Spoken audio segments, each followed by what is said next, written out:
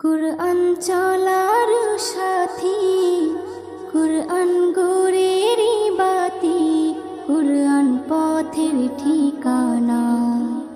কুরআন চলার সাথী, কুরআন গোরের বাতি, কুরআন পথের ঠিকানা। যে জন পড়ে কুরআন খাঁটি হবে তার ঈমান, পাবে আল্লাহর করুণা।